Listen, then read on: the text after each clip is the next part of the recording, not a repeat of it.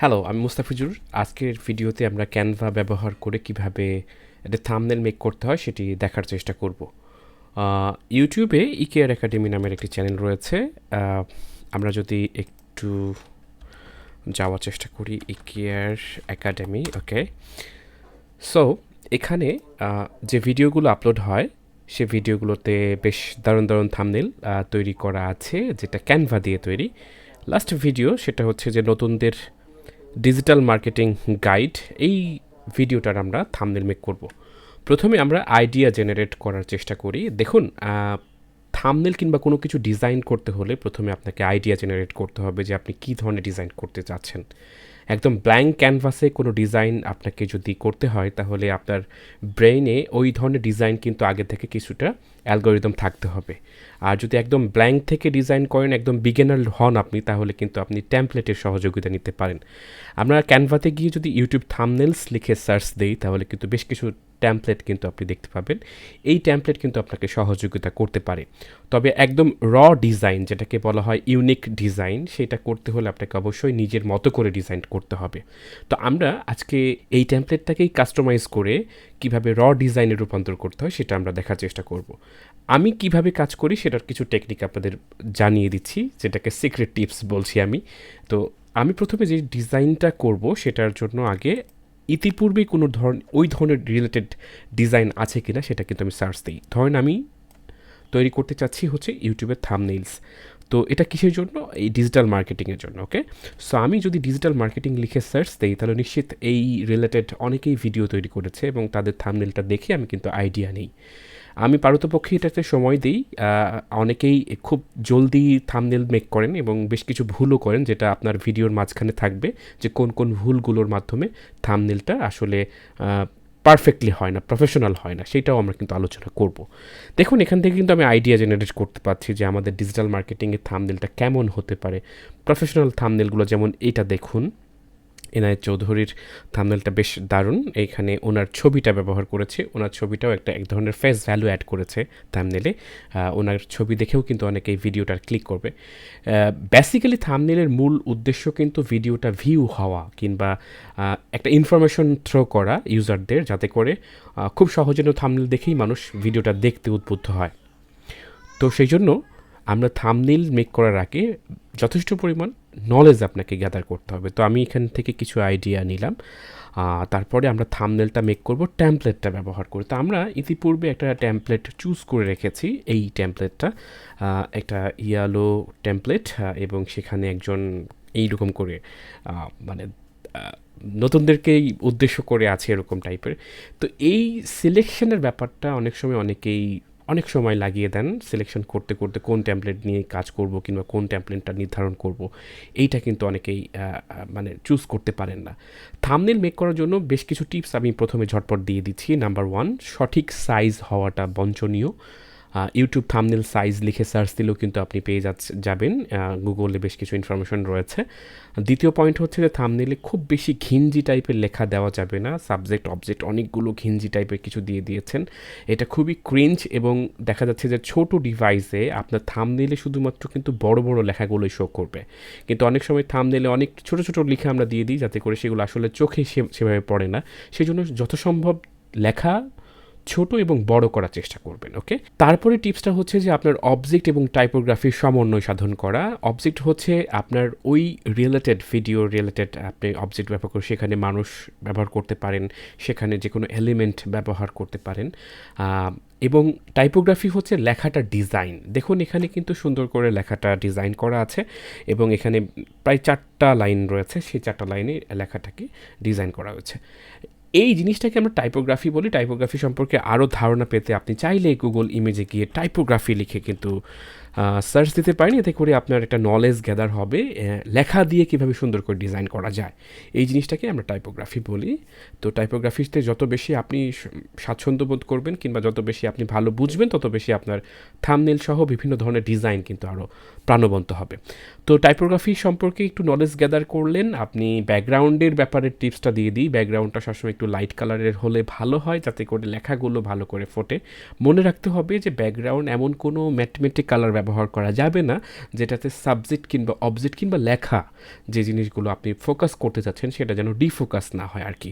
একটু লক্ষ্য করুন এই ব্যাকগ্রাউন্ডটা কিন্তু ইয়েলো কালার, যাতে করে লেখাগুলো ব্ল্যাক কালার ব্যবহার করার কারণে এটা ফুটে উঠছে এবং খুব ভালো ক্রিস্পি একটা ভাব আছে, যাতে করে আপনি দেখলেই যেন লেখার দিকে চোখ চলে যায়, ব্যাপারটা এরকম আর কি। তো সেই ক্ষেত্রে ব্যাকগ্রাউন্ড এবং লেখার কালার খুবই ইম্পর্ট্যান্ট। অনেকেই দেখা যাচ্ছে যে ব্লু ব্যাকগ্রাউন্ডের ভেতরে নীল ব্যাকগ্রাউন্ড আছে, তার ভেতরে লাল কালারের কোনো কিছু লিখে দিচ্ছেন, তাতে করে দেখা যাচ্ছে লেখা এবং ব্যাকগ্রাউন্ডের কালারটা মিক্স হওয়ার কারণে লেখাটা ভালোভাবে প্রকাশ পাচ্ছে না। এই জিনিসটাও খুব ইম্পর্ট্যান্ট।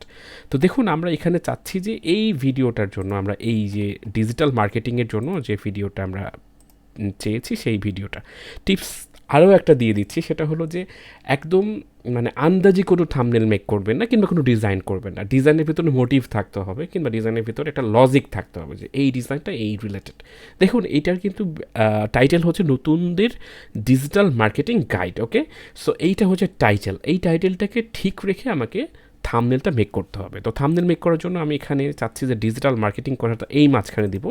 আমি যেটা করি সেটা হলো র্যান্ডমলি থিঙ্ক করি এবং শুরু থেকে আপনাকে যে ইয়া করতে হবে যে শুরু থেকে আপনাকে প্রথমে এইটা দিতে হবে তারপর এটা দিতে হবে, এরকম না। আমি আগে র্যান্ডম থিঙ্ক করি, কোনো কিছু ইমপ্লিমেন্ট করার পরে একটু পরে সাজাই নিই, মানে লাস্টের দিকে একটু সাজিয়ে গুছিয়ে নিই যে প্রথমে কোনটা দিব তারপরে মাঝখানে কোনটা দিব। তো আমি বড় যেটা দেখাচ্ছে সেই জায়গাতে আমি ডিজিটাল মার্কেটিং কথাটা লিখতে চাচ্ছি। তো আমি এই জায়গাতে বাংলা লিখতে পারবো ডিজিটাল। ওকে, সো আমি ডিজিটাল কথাটাকে রাখলাম এবং এই জিনিসটাকে আমি একটু ছোট করতে চাচ্ছি এবং এটাকে আমি ডুপ্লিকেট করতে চাচ্ছি। ওকে, সো আমি রাইট বাটন ক্লিক করে এটাকে জাস্ট ডুপ্লিকেট করে ফেললাম এবং এখানে আমি মার্কেটিং কথাটা লিখতে চাচ্ছি, মার্কেটিং। ওকে ফাইন, সো আমি মার্কেটিং কথাটাও লিখে ফেললাম। এখন আমরা চাইলে কিন্তু এই লেখাটার একটু ইয়াটা করে জাস্ট ওকে ফাইন, সো আমরা মোটামুটি করে ফেলেছি।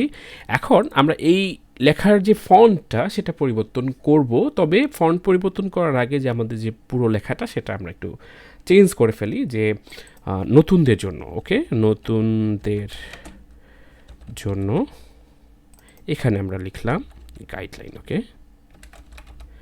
ঠিক আছে ফাইন, সো আমার নিচের লেখাটুকুর দরকার নাই।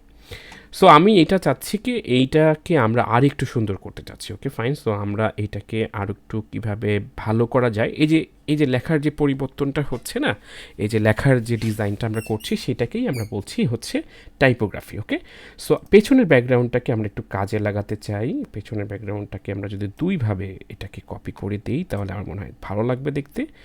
সো এইটাকে আমরা নিলাম, নেওয়ার পর এটাকে আরেকটা ডুপ্লিকেট করে ফেললাম এবং এইটাকে আমি এইখানে দিতে চাচ্ছি এবং অবশ্যই এটা পেছনে যাবে। তো সেই জন্য আমি এখান থেকে আমরা যাব হচ্ছে সেন্ড টু ব্যাকওয়ার্ড, আমরা কিংবা সেন্ড টু ব্যাক এখানে ক্লিক করলে এটা ব্যাকে চলে যাবে। দেখতে পাচ্ছেন এখানে আমরা কিন্তু ব্যাকে দিয়ে দিয়েছি। একটু লক্ষ্য করুন যে লেখাগুলো এখন আগের তুলনায় একটু বেটার মনে হচ্ছে। ওকে ফাইন, সো এখন আমরা এইটার হচ্ছে ফন্ট চেঞ্জ করব। আমরা ফন্ট চেঞ্জ করার জন্য আমরা এখানে ফন্টে ক্লিক করলাম। এখানে বাংলা ফন্ট প্রচুর আছে। অনেকে যারা ক্যানভা ফ্রি ভার্সন ব্যবহার করছেন তারা কিন্তু এরকম ফন্ট পাবেন না। 500-রও অধিক ফন্ট সমৃদ্ধ এই অ্যাকাউন্টটা লাইফ টাইমের জন্য মাত্র 200 টাকা দিয়ে কিনতে কিন্তু আপনি এই ভিডিও ডিসক্রিপশনে চাইলে হোয়াটসঅ্যাপ নাম্বার রয়েছে, সেখানে যোগাযোগ করতে পারেন। সেই যোগাযোগের মাধ্যমে এই ক্যানভা কিন্তু আপনি চাইলে সংগ্রহ করতে পারেন, ক্যানভা অ্যাকাউন্ট। ওকে, সো আমি সুইটেবল একটা ফন্ট আমি এখানে দিতে চাচ্ছি যেটা দেখতে একটু ভালো লাগবে। ওকে, সো আমি কিছু ফন্ট পরিবর্তন করছি। ওকে, আমরা ফন্ট কিন্তু পেয়ে গিয়েছি। ফন্টটা আমরা কিন্তু পরিবর্তন করে দিয়েছি অলরেডি। এখন আমরা এটাকে আরেকটু ঠিকঠাক করে ফেলবো ইনশাল্লাহ।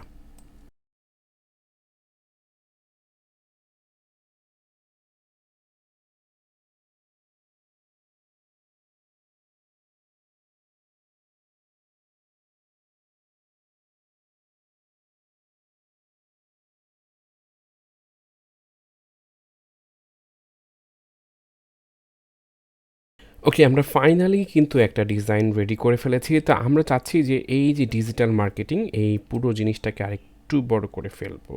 সো আমরা এটা সিলেক্ট করে ফেলেছি। এখন আমরা জাস্ট একটু ধরে বড় করে দিলাম।